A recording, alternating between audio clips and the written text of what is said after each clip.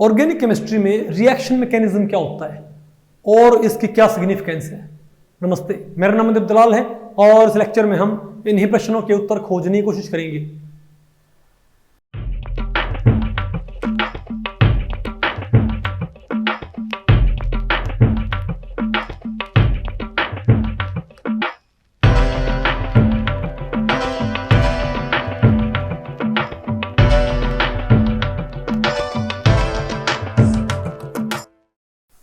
Okay, तो भाई आज हमें क्या पढ़ना है बताओ।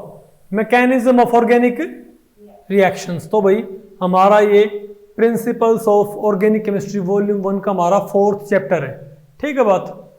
इसमें हम क्या पढ़ेंगे, हम इसमें पढ़ेंगे ऑर्गेनिक रिएक्शन मैकेनिज्म प्राइमरली कितने टाइप्स के होते हैं। हम उनको सारा भाई डिटेल्ड नहीं पढ़ेंगे, हम यहाँ पर मैकेनिज्म के जो स्ट्रक्चर और रिएक्टिविटी एस्पेक्ट्स हैं सिर्फ उनकी बात करेंगे।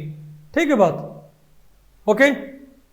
तो भाई इसमें पहला टॉपिक हमारा क्या रहेगा, डेफिनेशन ऑफ रिएक्शन मैकेनिज्म। कि भाई किसी रिएक्शन मैकेनिज्म का मतलब क्या होता है। देखो कोई ऑर्गेनिक रिएक्शन कोई एक सिंगल स्टेप में तो भाई मुश्किल होती है, ठीक है।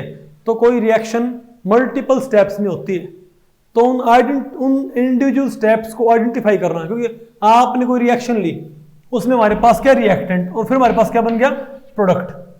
लेकिन जरूरी नहीं कि भाई रिएक्टेंट से प्रोडक्ट ऐसे ही बन गया हो सकता है रिएक्टेंट से भाई क्या बना जो प्रोडक्ट ये कई स्टेप में बनाओ। ठीक है बात। तो अगर एक स्टेप में भी है तो इसके अंदर जो ट्रांजिशन स्टेट होती है वो किस टाइप की है वो सब पता लगाना। समझे मेरी बात। तो रिएक्शन मैकेनिज्म क्या होता है, किसी रिएक्शन को स्टेप टू स्टेप एनालाइज करना।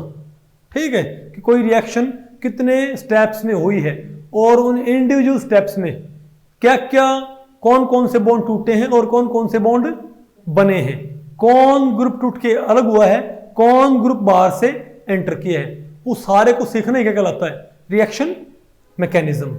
डेफिनेशन आपको पहले पड़ गई। फॉर एग्जांपल मैं एक एग्जांपल लिखता हूं कि अगर मैं ये कहूं कि मैंने एक रिएक्शन लिख दी, मैंने लिख दिया CH3 और Cl प्लस OH नेगेटिव, तो ये मेरे पास क्या रिएक्टेंट्स।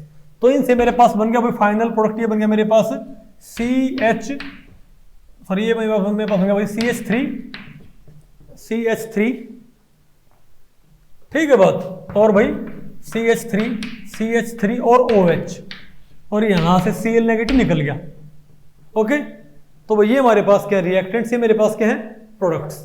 तो इस रिएक्शन का मैकेनिज्म मतलब क्या क्या आपने पता करना है कि इससे ये जो बना है ये कितने स्टेप्स में बना है, एक एक बात आपको पता होनी चाहिए। तो भाई एक्चुअल में पता क्या हुआ, जब आप आगे आपको पता लगेगा कि यहाँ पर Cl और CH3 यहाँ से तो वास्तव में पहले क्या होता है Cl इससे टूट जाएगा, हमारे पास CH3 मतलब पहले बेटा वास्तव में क्या होता है ये जो कंपाउंड होता है ना CH3 और CH3 और Cl, पहले इसमें से Cl निकल जाएगा। Cl निकल गया यहाँ से भाई, हमारे पास क्या बन गया, हमारे पास बन गई एक ट्राइगोनल स्पीशीज। ठीक है, एक कार्बोकैटायन। अब इस पे बताओ किसने अटैक कर दिया, तो अगले स्टेप में कौन आया है OH नेगेटिव।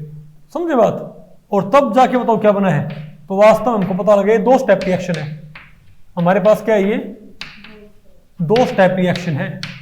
समझ के बात हुई, हमारे पास क्या ये 2 स्टेप रिएक्शन। पहले स्टेप में Cl टूट के अलग होता है, दूसरे स्टेप में OH आता है। तो इसको हम क्या, तो क्या इसका मैकेनिज्म, हमने इसका मैकेनिज्म लिख दिया। बात आपको पहले पड़ गई कि क्या होता है रिएक्शन मैकेनिज्म, कि कोई रिएक्शन कितने स्टेप्स में हुई है, उन स्टेप्स का पूरी तरह से एनालिसिस, और जो इन बिटवीन जो स्टेप्स जो स्पीशीज बन रही है उनकी स्ट्रक्चर, उनकी बॉन्डिंग। समझे बात। और उसकी भाई हर एक स्टेप की काइनेटिक्स को एनालाइज करने का क्या लगता है मैकेनिज्म ऑफ दैट रिएक्शन। आगे आपको ये ठीक है। तो भाई इस लेक्चर में इतना ही। अगर इस लेक्चर के बारे में आपके कुछ प्रश्न या सुझाव हैं तो आप मुझे नीचे कमेंट सेक्शन में पूछ सकते हैं, मैं उनके उत्तर देने की पूरी कोशिश करूंगा। तो ठीक है, मिलते हैं अगले लेक्चर में, तब तक के लिए नमस्ते।